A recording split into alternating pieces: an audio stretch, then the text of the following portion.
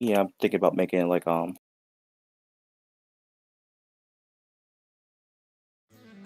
um, like messing with Roy or Yama's videos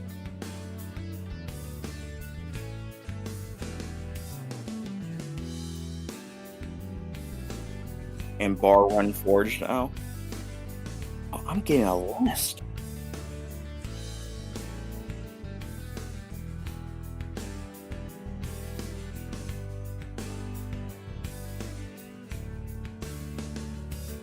Yeah.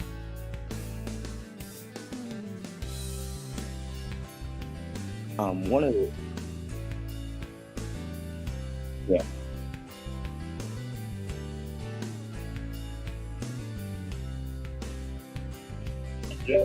Morning, guys. Good morning.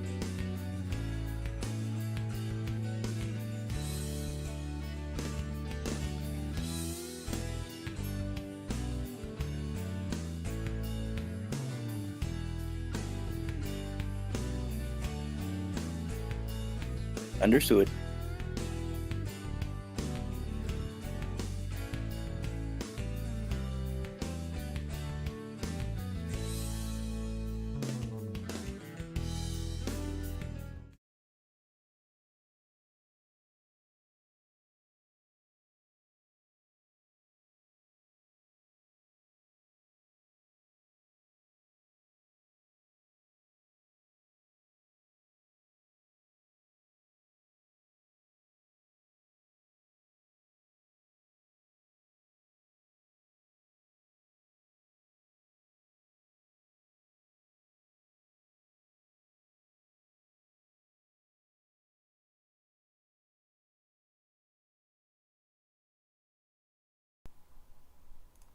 I always forget to do that, guys. I always forget to do that.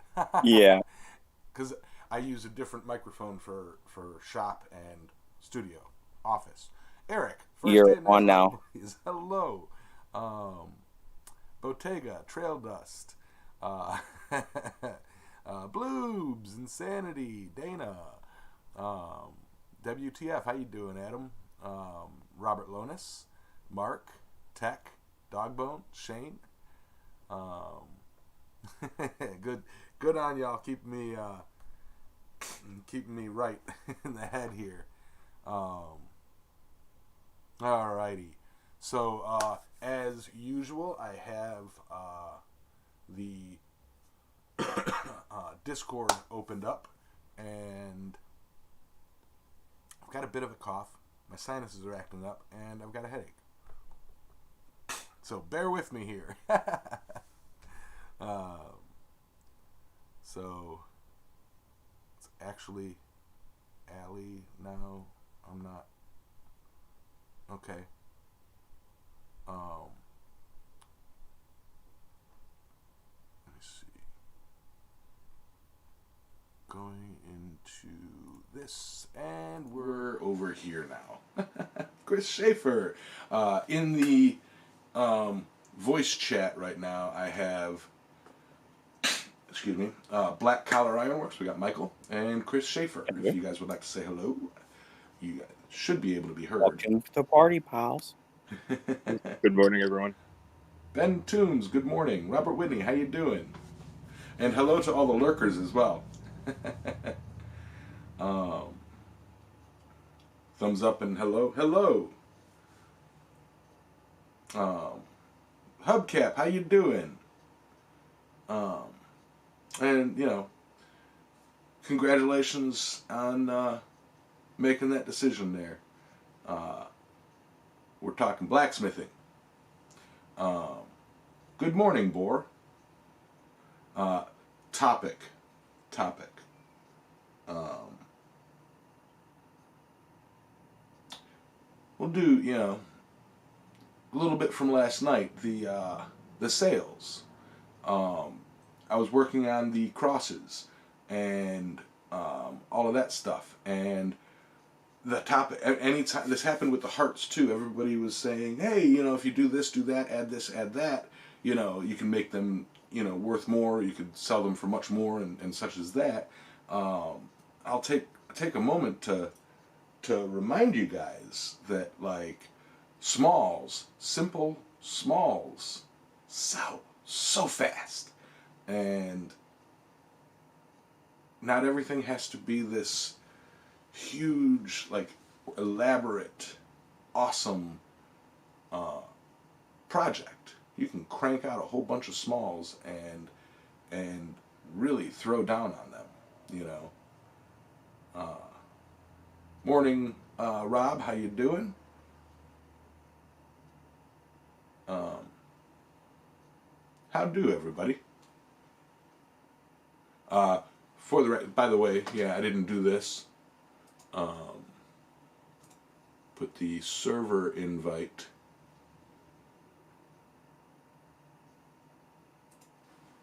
in the chat. Forgot to do that. Yeah.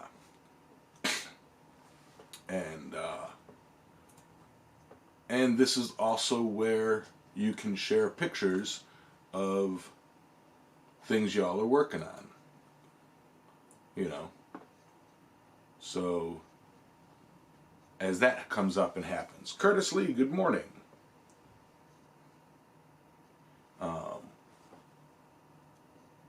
But yeah, again, to reiterate, the reason I do the Discord, it's not my show, it's our show. It's the community gathering where we come together and in a communal place and discuss blacksmithing and blacksmithing related awesomeness.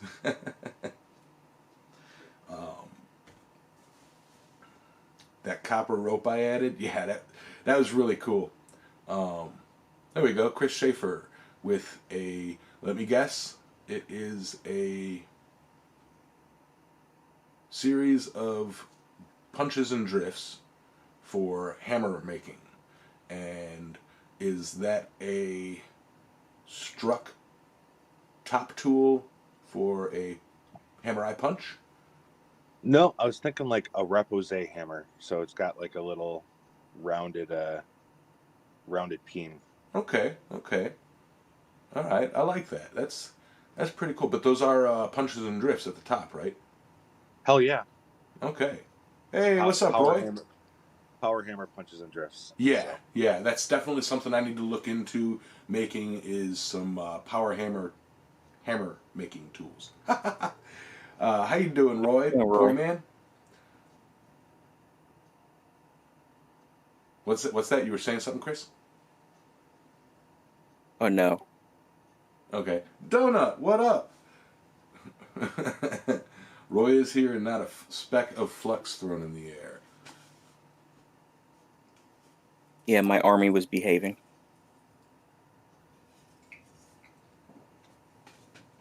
Hashtag not a sponsor. Curtis, what's up? Anson, you going to the meeting, Anson? Meeting today, Chesapeake, 1 o'clock at Scott's. Be there or be square.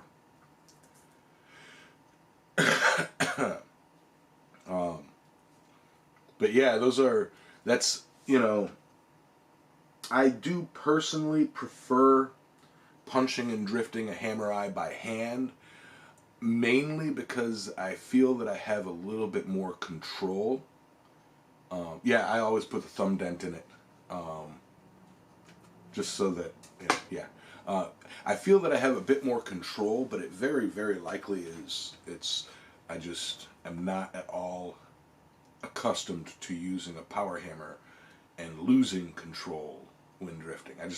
I gotta get some large mild steel billets and just make the tools and practice with them. Practice. Then I can freaking knock out hammers, you know, like a boss. Poof, poof.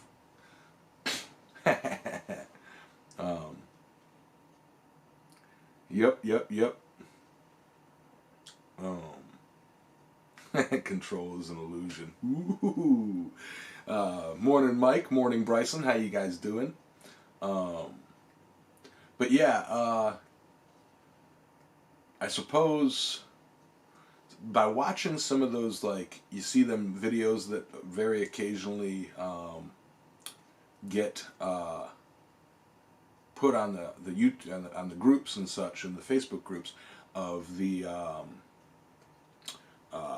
gigantic power hammers that are working on like a 6 foot by 6 foot chunk of steel, and they use these, you know, relatively small little drifts that are like stepped down in size and stuff. That's kind of the way I would picture drifting on a power hammer, just in a smaller scale, like having little plugs that you stack and punch through so that you can take and knock them out, and into a little water dish to cool them. But, you know, Robert Lonis with his leaf keychain, very nice. I still gotta, I gotta get better at leaves.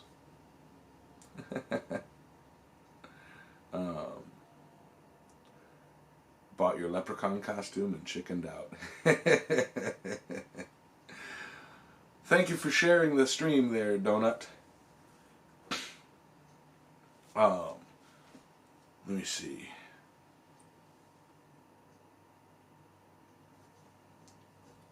But I'm like, my mental is completely lost where I was going to go with it. Hey, Cheryl. That's what it is. Cheryl. Michael Robertson, how you doing, man? Anson, I don't know if I saw. Are you going to be? You will be there. Okay. Just practicing the Brian Brazil type. Yep. I don't use all of his methods, but, you know, his horseshoe heart method is like the quickest for me. So, right on.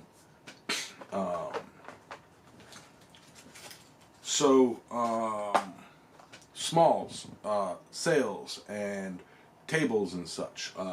Springtime is coming, and that means, you know, flea markets and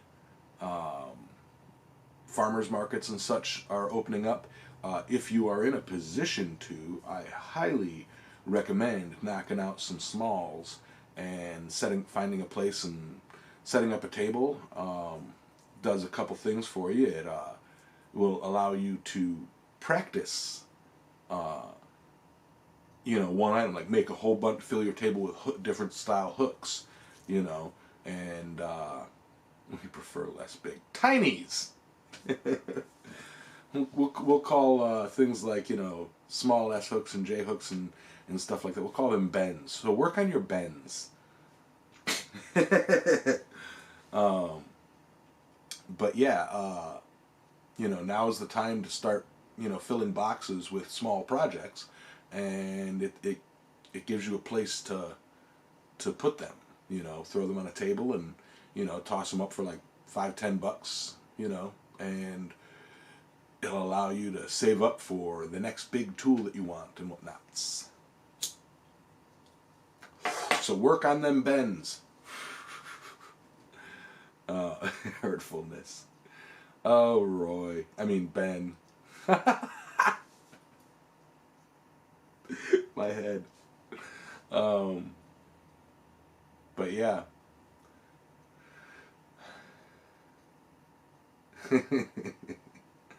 Yeah. To me, a small would be priced anywhere under $50. Typically in the $20 range. Welcome, Rob. What's up, Rob? Mr. Roberto Garmando.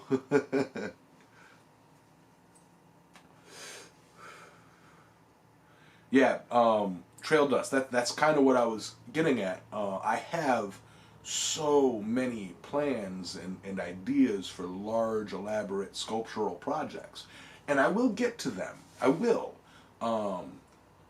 but I'm trying not to jump into those and focus more on smalls because they help with fundamentals. You know, and that's really what I need. What my problem was for the past couple of years is I'd try to do all these big elaborate things, and I'd get them started or half started, and find that, you know, just my fundamental skills weren't where I wanted them for that project. And if that project involves a whole bunch of fundamental skills, you know, it'll just as a whole come out looking cruddy. So I've pulled back and have been focusing on smalls, and kind of doing it that way. Went to the farmer's market yesterday, but no one there with blacksmith stuff. Too many Forged and Fire champions here. Set up a table and be that blacksmith stuff table.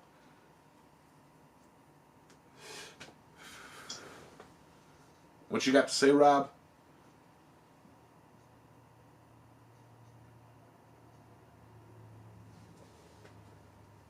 Yes, donut. Small objects with big skill building. All right.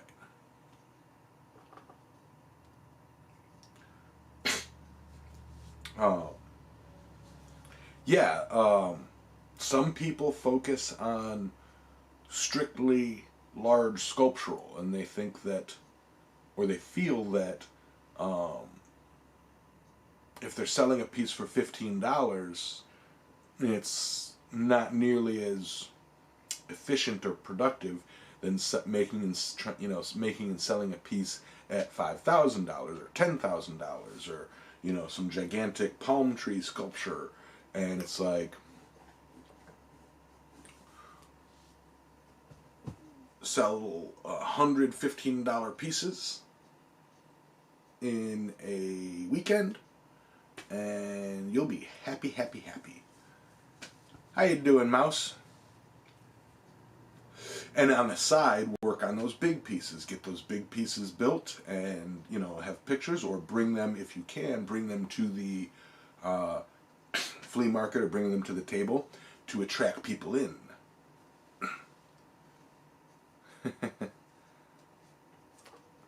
but yeah, you know, and kind of brings up a good thought that I had. I've seen the conversations pop up here and there. I don't want to call them arguments. Excuse me. But using blanks. There are people out there who really don't consider blanks as actual blacksmithing. And it's like, you know what? I tend to disagree, because I've seen a lot of blanks out there that you look at it, it's just a flat, ugly piece of metal. And then once a blacksmith gets his hands on it, it turns into something completely different. You know? So blanks can really be a good jumping point, and, you know, and getting a whole bunch of smalls on your table.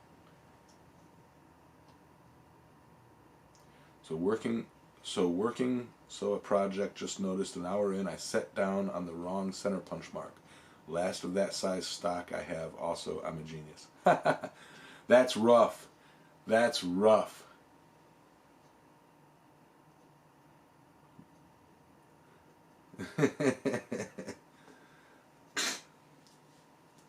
That's funny.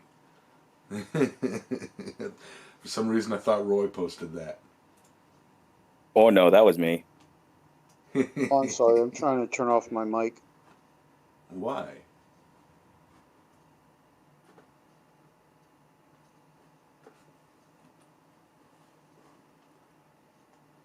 All right.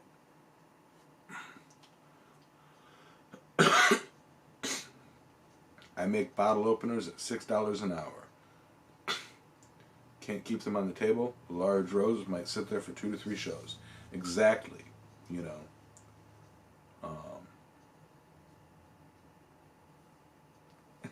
How much did Roy pay me to say that?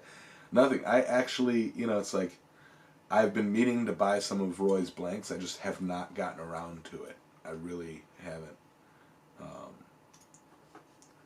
Excuse me.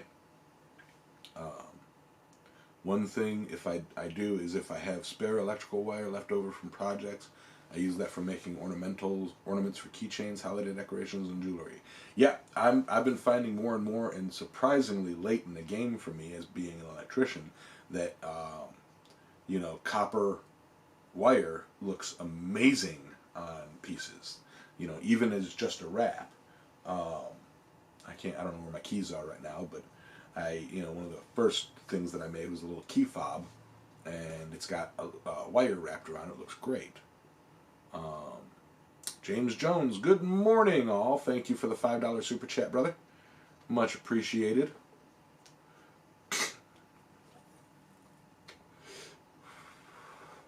Roy's your pusher man.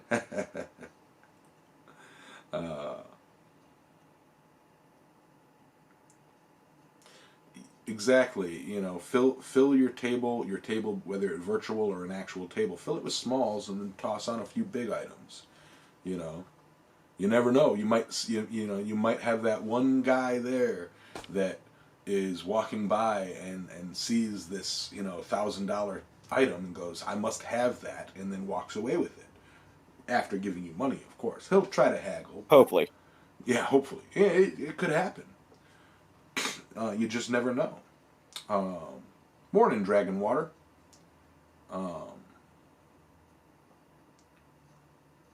Spring swage tool. Yeah, I really like those. That he is. You see him do these acanthus leaves, and now he's showing you how to make these acanthus leaves.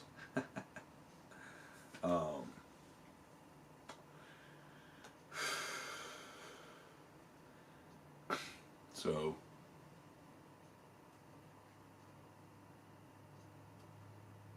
Let me see. Excuse me. My sinuses are just. This whole side of my face just feels pressure. Let me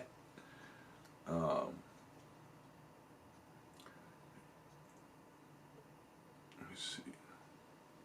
Glad I only have one thumb. I couldn't imagine trying to control two, right?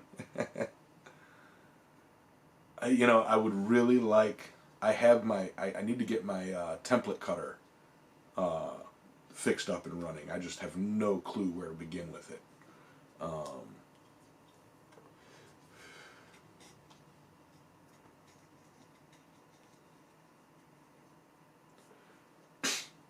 Buy one now. I don't have the money. Yeah, bench popped up, trail dust, my type of large item.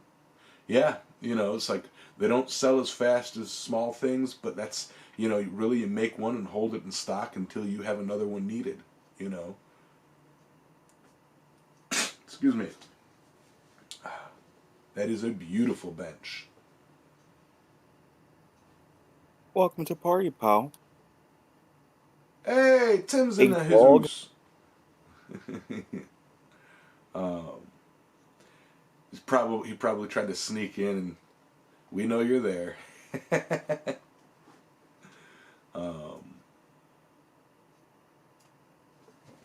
Yeah, try and get comfortable here. That is a beautiful bench, and that's the kind of stuff that I like to do is large ornate things. And I really, it's like lamps and chandeliers and wall sconces and such. Use my electrical knowledge. That's another thing for your large projects. If you're coming from a different trade, you can incorporate, the knowledge of that into blacksmithing. Like, make, vents, HVAC vents, decorative vents. I've seen some pictures of those that are pretty cool. Morning, Davis. Dragon Water. I just got a post vise. Works good, but jaws wiggle. Is that normal? As long as when it tightens up tight, and it doesn't wiggle when it's tight. But yeah, my jaws have a bit of play in them as well. So I mean, unless it's like, if you can close them up and they close up off, like off, then that's not good. As they close, you want them to close in together, all tight. As far as the topic of blanks, they are to blacksmithing as paper is to an origami artist. While the process alone to make them takes skill, elevating a blank with chasing is artisanal work. Yep, absolutely. Now, you have to take that blank and make it into a piece of art. You know, like I have this blank right here, you know, and to make this a functional bottle opener, all I have to do is put a ba-dunk right there. But to make it a piece of art, you know, punch some holes in it, do a bit of line work on it, find a theme, soften the edges, give it a bit of a curve, and make that into a functional piece. But doing all that may only take 10-15 minutes, whereas if I took a flat piece and forged this shape, could take 20-30 minutes, you know, additional. You know, so it basically cuts off a half an hour if you have your blanks cut out. Isn't that something that traditionally an apprentice would have, cut a blank like that for a smith? Yeah, cut a blank or do the prep work on like the projects. Like, say, now I've never had an apprentice, but in my mind, and any of you guys who have had apprentices, who have had experience with people with apprentices, the way I would see it is an apprentice in the shop, a true apprentice would keep the shop clean, and then on projects, say you have a gate, and you need 50 tapered scrolls, and the apprentice would take the bars and taper or do the tapers, and then put them in a pile, and then you'd take and you do the scrolls and assembly, and they would assist with the assembly. That's the way I see it. What was that? Prep work. Yeah, prep work. Or if you're knocking out 1,000 bottle openers, the apprentice could possibly be slitting and drifting the holes to prepare them for being turned into what you want to turn them into. There you go, Curtis. Exactly what I'm talking about. You could take, a blank and then do your designs on it. So basically, the blanks Roy sells he's just being the apprentice to the blacksmithing community. He's providing a step up. Yeah. So Roy is the blacksmithing community's apprentice. I like that. And Nougat Center. And Nougat Center. I can make a metal island with the grinding fluff I generate. There you go.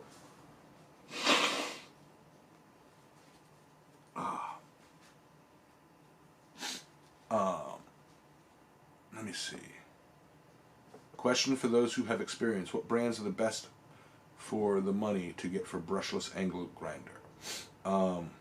If I'm being 100% honest on that, and a lot of people disagree with me, the Harbor Freight angle grinders, the like $14 ones, they last me. I'm on my second one. I've been doing this for 3 years, so just over 3 years. So, and they cost me $14. So best cost of money would be that. You can go ahead and spend a few $100s on a Motabo, and it'll last you a lot longer. But if you don't have a few hundred, really, them cheapies are kind of my way to go. Well, you can have a cheapie sitting on the shelf and still not spend the same amount of money as you do on the more expensive ones. Mm-hmm. The Harbor Freight ones are, I have two of them. One's got a knotted brush on it. The other one's got a flap disc on it.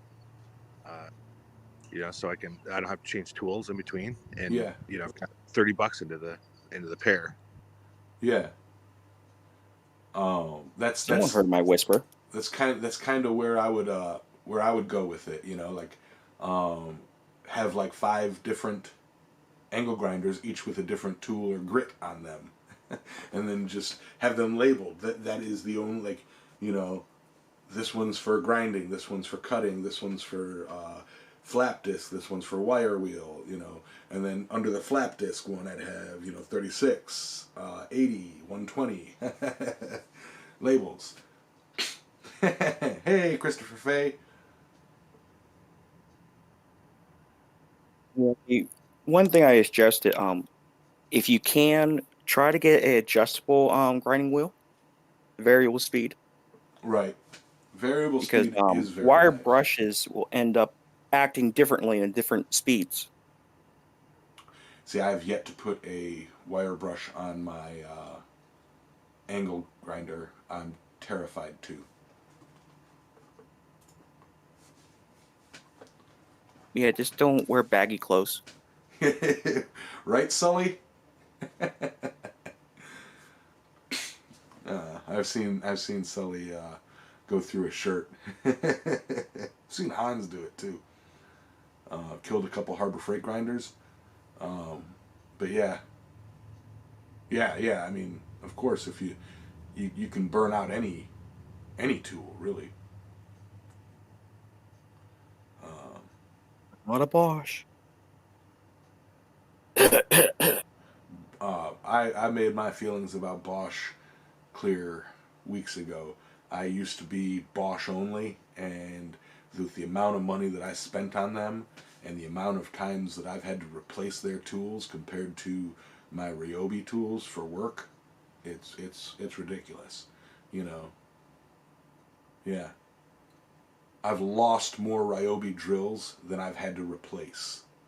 You know, like replace because they went bad. Oh, that's drills. Yeah. Who buy drills? I use drills all the time. I use like 4 different types of drills. It puts the lotion on the blanks. Hey, Alex.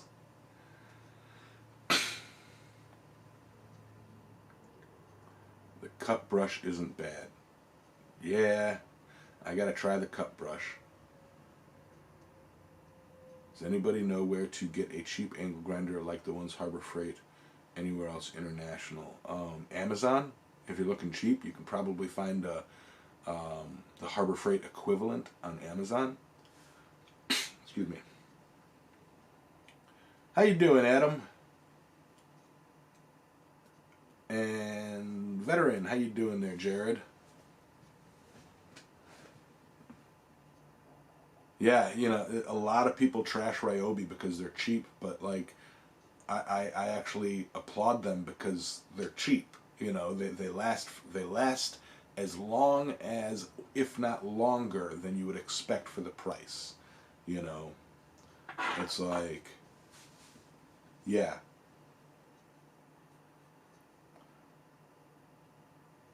My cordless impact driver is stronger than my double hammer air impact. Yeah, the Ryobi impact hammer or impact drills are freaking. I use those for everything. Toss a spade bit on it and, you know, roll through studs.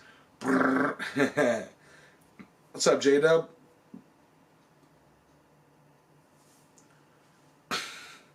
Yes, I don't know what it is. Some people have a lot of trouble with Ryobi. I do not at all have trouble with Ryobi.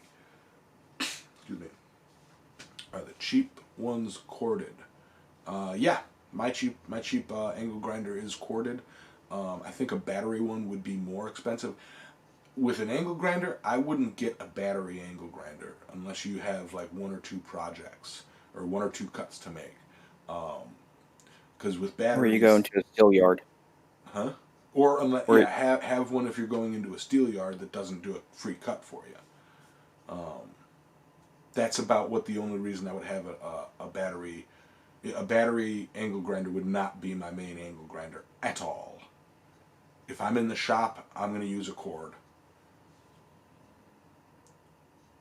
Heck, I even have two corded drills in my shop. Alright. I could put a picture up my last grinder accident. Yeah, don't. Try not to post any graphic pictures. You guys, thank you.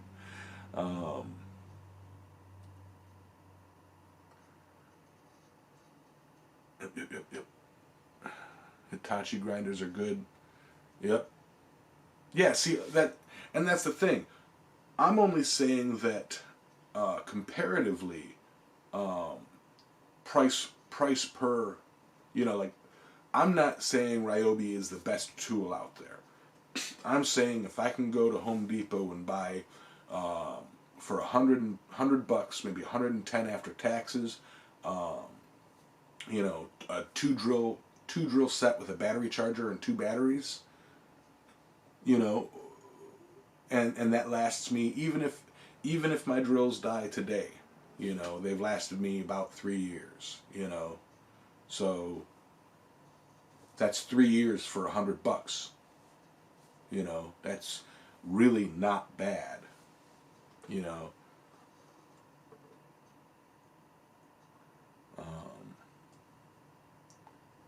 Ryobi is the only drill that puts a magnetic. I love that magnetic screw holder. I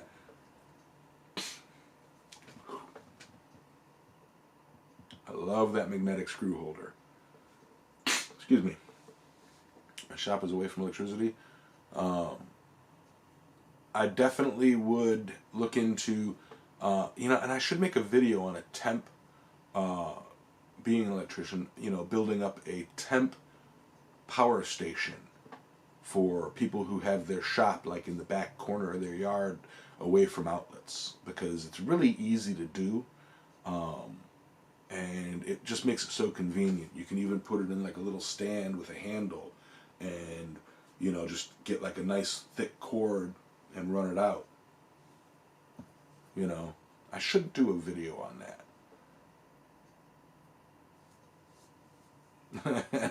Right, Adam? Morning, Dylan.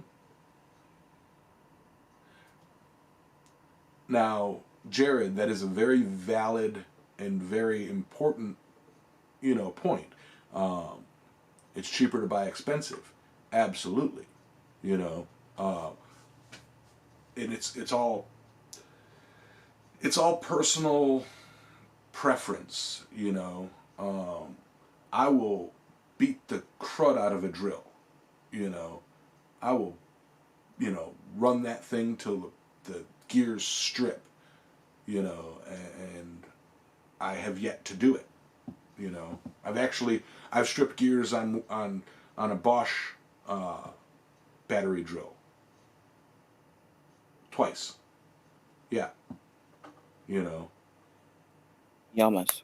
Uh-huh. I just think Bosch doesn't like you. Yeah, Bosch just must not like me after the thousands that I've spent with them. Hey, this guy's original income. Let's go. Right. My rigid cordless grinder stops on battery power every time I lean into it. Yeah. I just, to me, battery just does, for a grinder just does not have the power.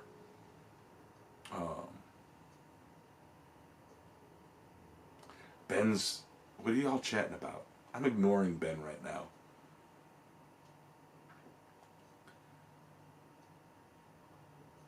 Hey Jared, how far away from your house is your shop? That's an important question.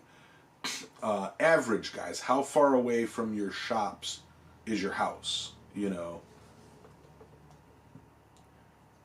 Do you have to get permits for the temp service in your backyard? I'm not talking about a temp service.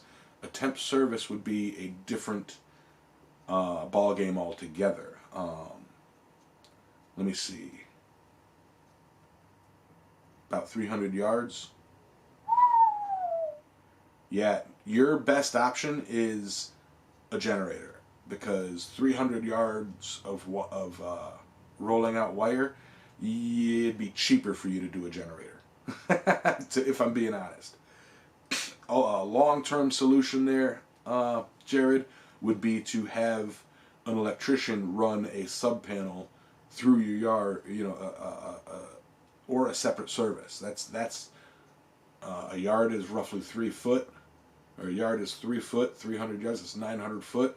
Yeah, that's not one of those, just run an extension cord, That's buying a roll of 100 amp cord and ultimately being able to have 50 amp service or 50 amp little sub panel, and that would be extremely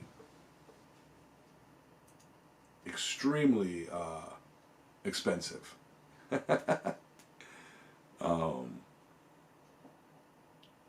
Okay. Yeah, that caught me by surprise when you said 300 yards. Let's see. You're doing the work yourself. Each area is different here. As long as the job is under 2K and we do it ourselves, you don't need a permit. See, in our area, the village is saying that you need a permit to change a freaking light bulb. Dang near. You know, if an electrician, a contractor is hired to do any work, a permit is needed. They say.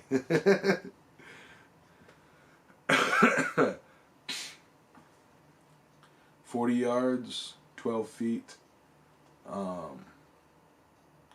20 minutes.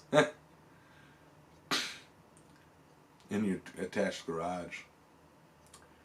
65 feet. So I'll try and do like 100-foot, 100-foot box, is what I'll try and plan for.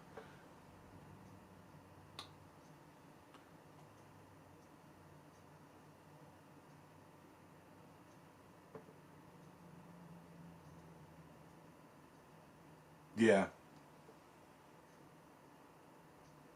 Yeah, exactly, Michael. That is a lot of URD. Dylan, my company uses Hilti and gave me a setback.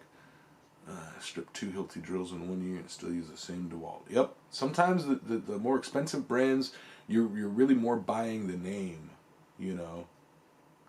And as with any tool, there's that quality control where you may just get a set of bad gears or bearings in it, Yes. Like, nothing comes out perfect every time.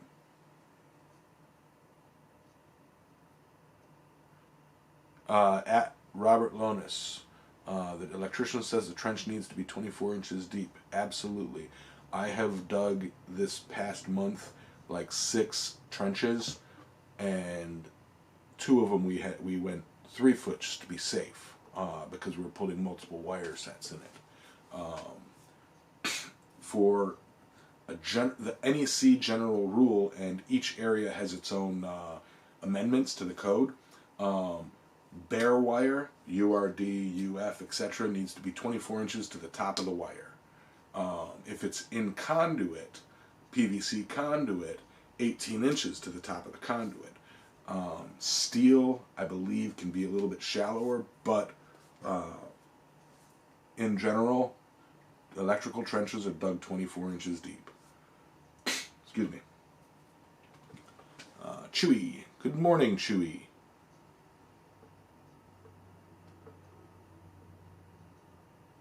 And a large generator integrated into the line shaft powered by V-twin Kohler engine. Whew. Adios, Alex.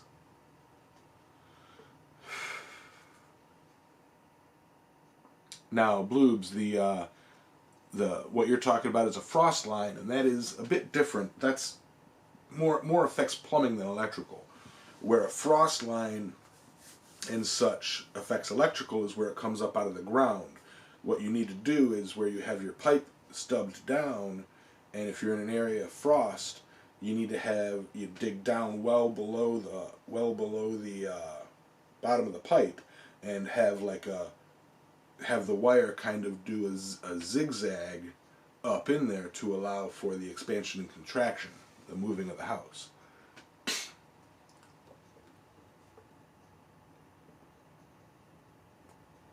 We're talking construction, but a lot of you guys are have questions about that for your shops, and I have construction experience. If I can help, sure, cool. Excuse me. That is a lot of digging.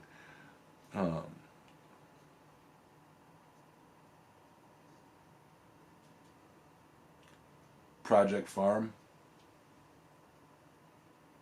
There go.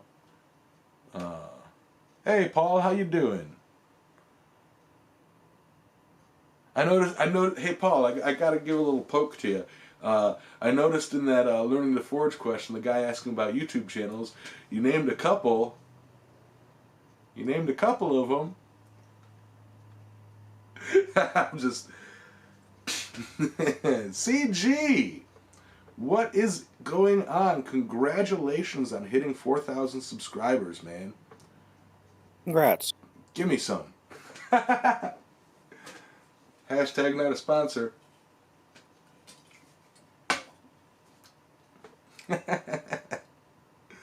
I'll trade you Ben for 10 subscribers. I'm just playing, Ben. What do we got here, Mouse? I think that'd be a negative number, though. Yeah. That looks like Or a... 10. What is it? What's that? I'm trying to figure out what that is in the picture. It looks like a big, awesome lathe. That's what that looks like to me.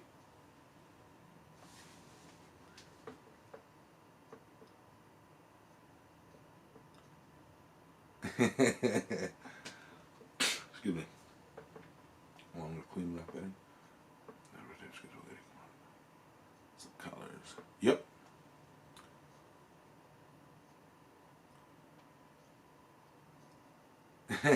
Mine is the only place to go for sweet live streams. Thank you, Paul. I will be getting back into videos.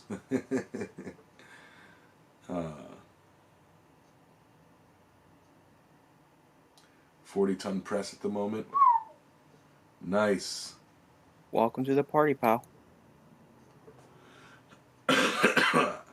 Nice, nice, nice.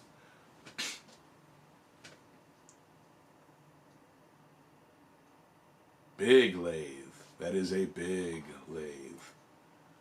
Excuse me. I will say this, though, today, guys. I see the time creeping up on me. I have to, speaking of contractor work and stuff, I have to get to, or I have, right after the stream here at 11, I've got to clear and load one of the trucks. You know, get it ready for tomorrow. Tomorrow we've got to be on the ball. You know, it's another service. More digging. Shovels, rakes, and implements of destruction. You can get anything you want. Shark bites just like a dresser coupling kind. Yeah, I know it. I recognize but can't place it. The one that's been talking is, okay, let's, in the voice chat, we have Tim from Big Dog Forge, Black Collar Army, Chris Schaefer, Jeff Woodring, Robert Lonis, and some guy named Yamez. Now, not everybody's talking, but, you know, they're here if they have something to say. But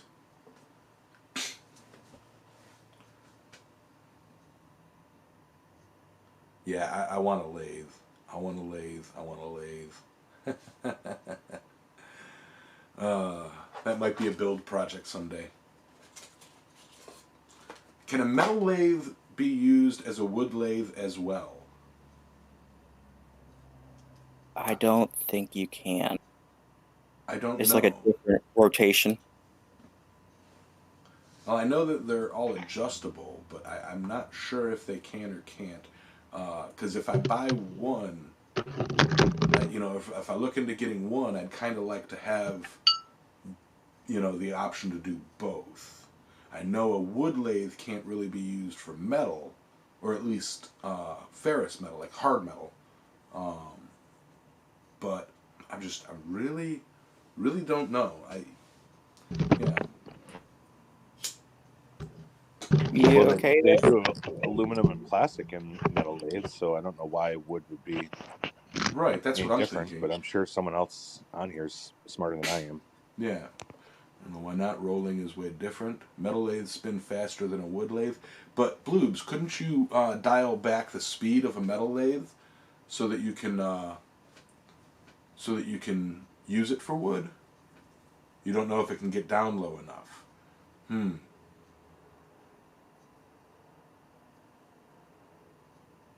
Yes, it can. Let's see. Question for Tim. Sir, do you know anywhere on this side of the state to get good coal from? I have no idea if you can or can't. Hey, Dan. Yeah, I suppose it's one of those situations where you can probably use a metal lathe for wood. However, use the proper tool for the proper job.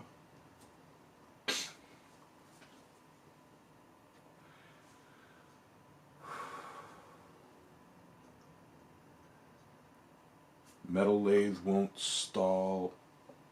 It will just snap your arm off. Wood lathe will stop. Okay. So it can be done. It's just a lot more dangerous.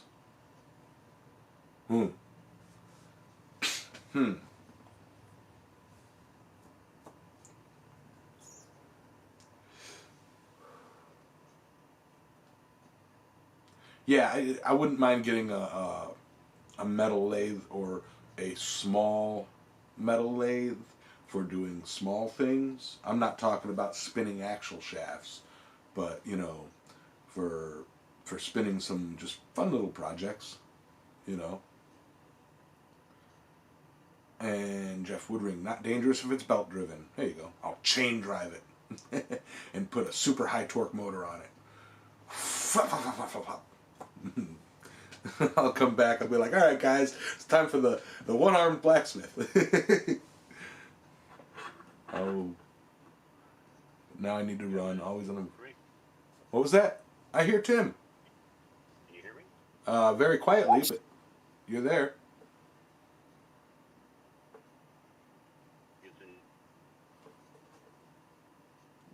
You're in and out, Tim. Sorry about that. Let me see if I can't crank your volume up.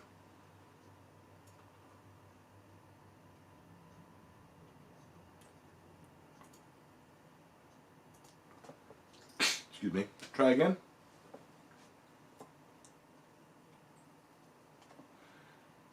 Morning, Sulbert. Adios, CG. Can you hear me? I can hear Yep. you. And welcome to the party, Mark. Okay, who got on my account? $10 super chat from Black Collar Ironworks. Thank you, brother. Which one were you worried? Huh? I don't get it. They're not saying. Can you do live streaming on Discord? I believe you can. I believe you can do like live stream your games and such. But I don't know about like a broadcast live stream. You know, like this. I believe you can do like voice. You know, like do a group and do a video chat with a group, which is kind of a live stream. So, hear me all right? I can Yep. hear you. Okay, cool. I had a question about lathe wood 18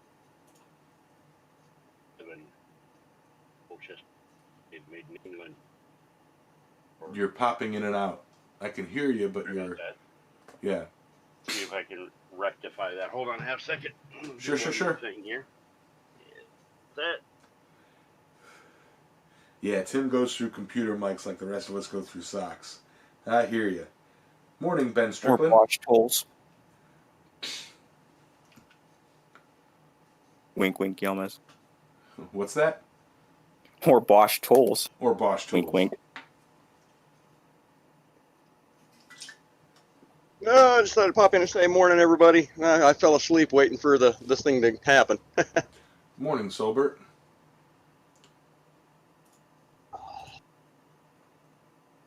Morning. excuse me. I will say that I can't go too late today because I have to prep the truck for tomorrow, and I've got to head up to a guild meeting. Ooh. Ooh. No, why? Hey, what's up, Robert? Thanks again for the.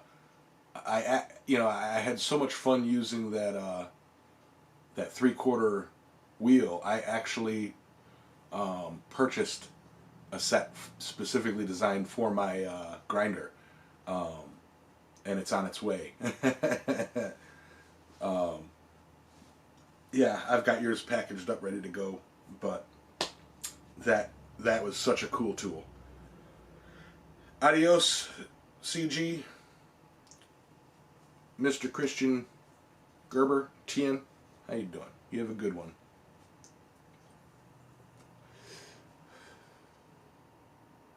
But Tim is getting his audio lined up. I want to hear what he has to say about the lathe.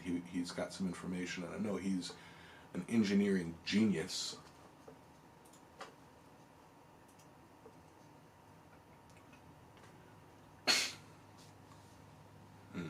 I want a lathe.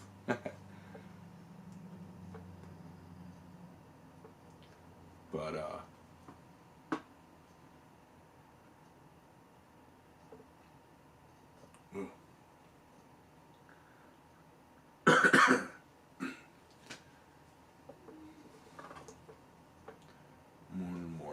morning. Off to a Wednesday. Lucky. I don't know. I mean, we're so busy it might come up that I have to work another weekend.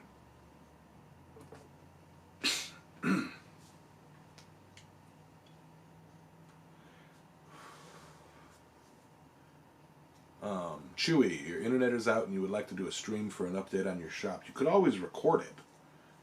You know.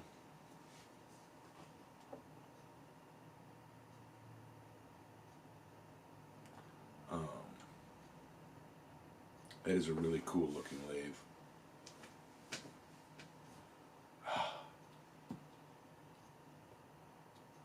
If I were to get a wood lathe, though, Jeannie, she is fascinated by wood lathes, like the wood turning, and I really think she would have a blast in the shop if I had a lathe for her.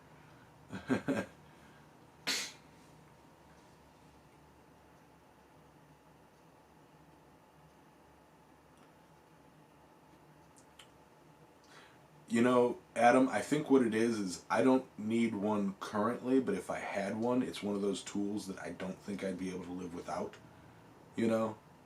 So, that's kind of why I need, like, it would just, having the lathe, every new tool that you get for a purpose opens up the possibilities of what you can do in your shop, you know?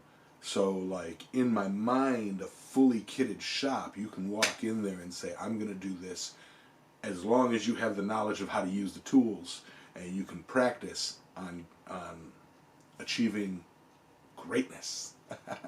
You know, if you have the fully kitted shop and the knowledge of how to use it, you can do anything. You can make dang near anything.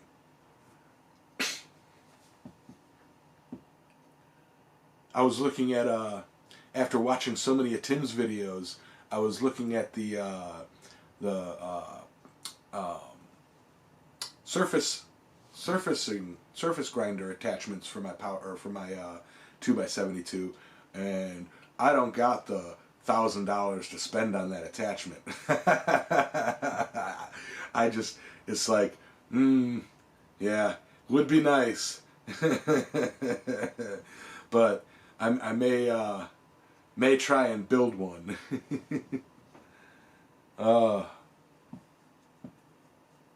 But yeah, we'll go into, I think that gives me a good idea. Next week's topic will be, you know, larger, more complex shop tools and the needs, wants, and can't seem to figure out the mic.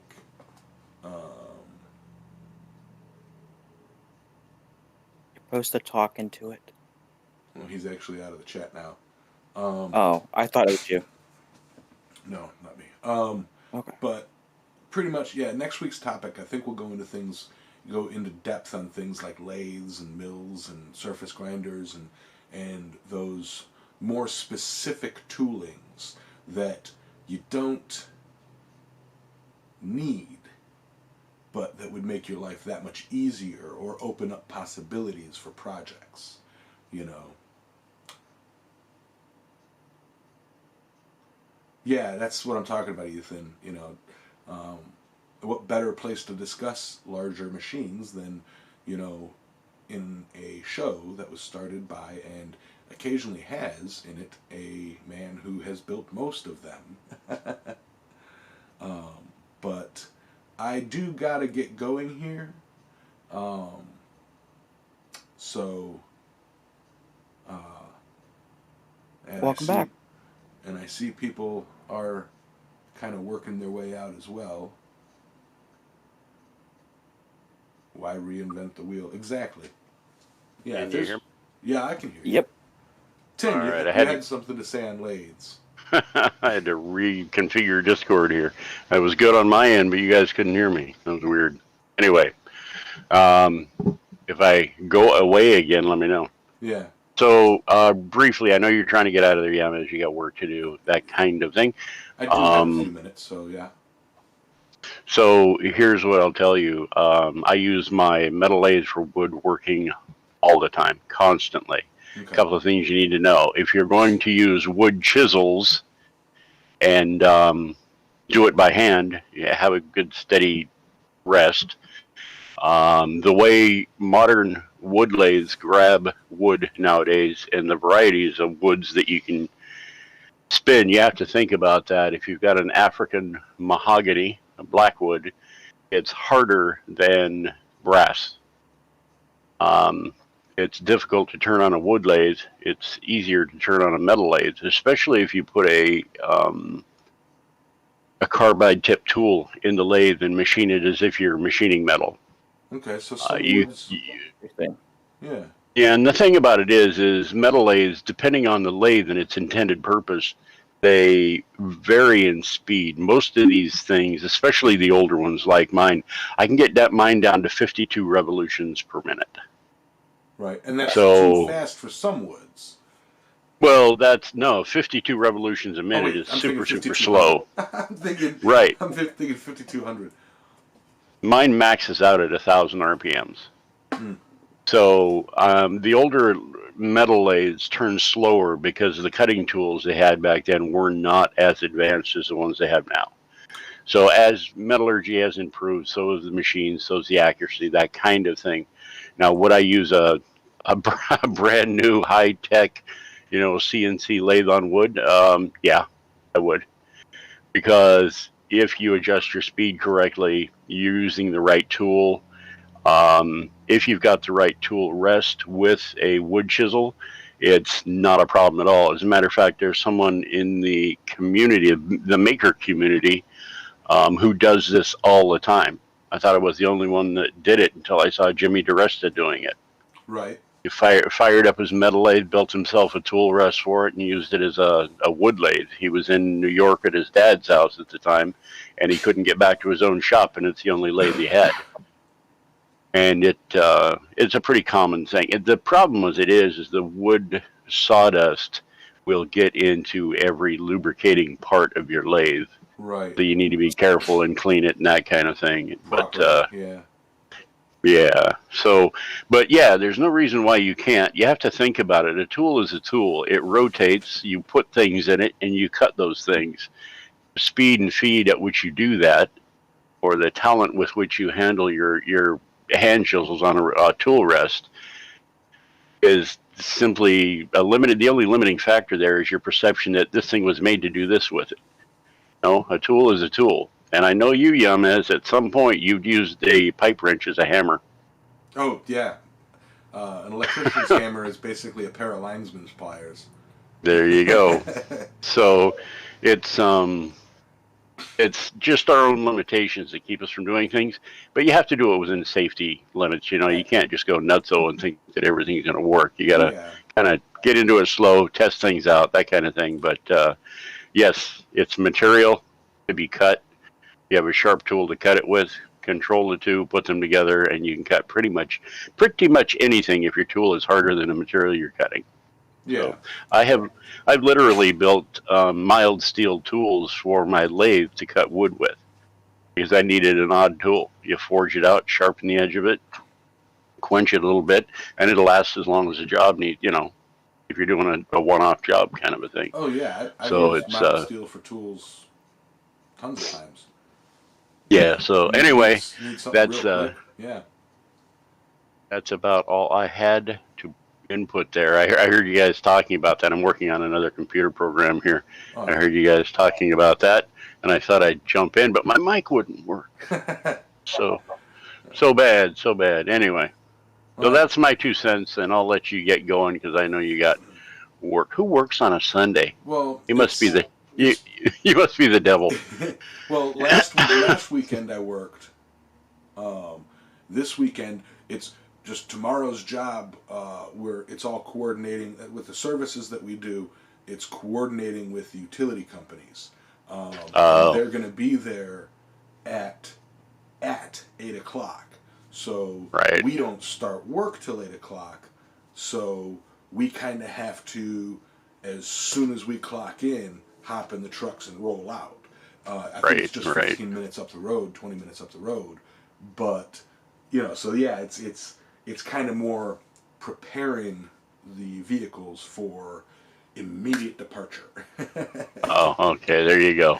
You know? Yeah, I get that.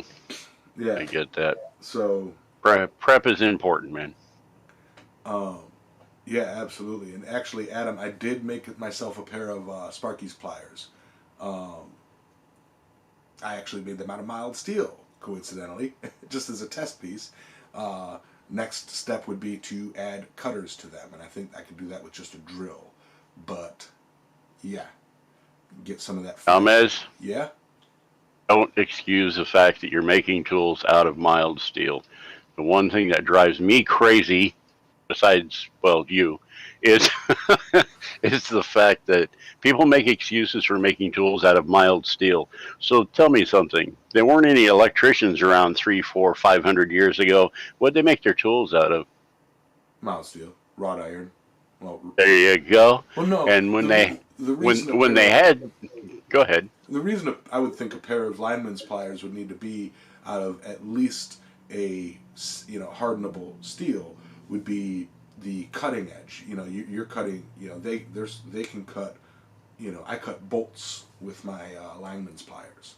You know, that is very true. So, I get that. So at that, but like for just simple splicing wires, you don't need hardened. You can use You can use wood to splice wires. You know. Yeah, there you that's true. Which actually, it would not be a bad idea to have a nice, stabilized hardwood pair, solid wood pair of electrician's splicing, lineman's pliers, specifically for them instances where the wires are short in the middle of the box and you got to reach in there and it's live and get in there with a non-metallic tool. Hot work. Yeah, hot work. I do a lot of that. Don't work on live electricity, guys. You'll end up like me, losing your hair. I mean, you make me laugh, buddy. Right. I do. Anyway, Tim, as always, appreciate your input. And that's basically where I thought it would be. The right tool for the right job. If you do use the, something intended for something else, take precautions and do it right, and any tool can be used for anything.